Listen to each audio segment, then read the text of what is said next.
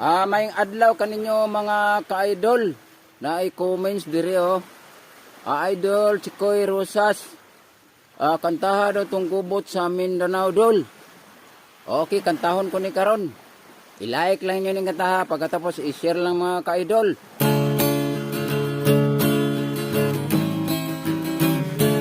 Papait kalisod na tong mga Pilipino, unsaon nga way klaro, nagkalain-laing tribo, Maranao, Cebuano, Taosog, may Hilonggo, Igorot, Yakan, Badyaw, Kalinga, og may Ipugaw. Ang gubot sa Mindanao, nagsugo dito sa Lanao.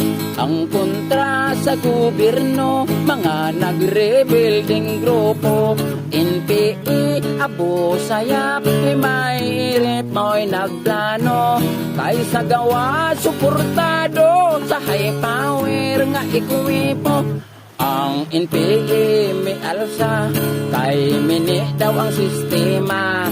Ang MI matod nila, ang Mindanao ilahana. Abu Sayyaf kaway nada, nagpagamit sa terorista.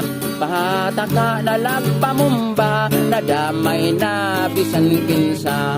Ang gubot sa Mindanao, nagsugo dito sa Lanao. Ang kontra sa gobyerno, mga nagrebuilding grupo. NPA, Abu Sayyaf, may ilip mao'y nagplano. Kaysa gawa, suportado sa high power nga ikuwipo.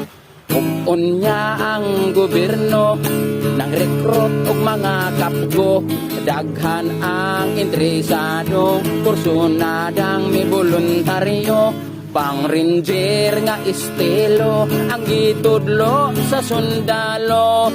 Kay aron lagi kuno mga rebelde mapuo, padayon ang inkwentro, aras dinhi ambos dito. Sa krisis apektado, inosenteng Pilipino, mapispol pakaha uhong-ihong sa mga tao. Kung unsa may resulta, ang Diyos ray nahibalo, mo surrender na lang unta ang rebelde sa mga sundalo.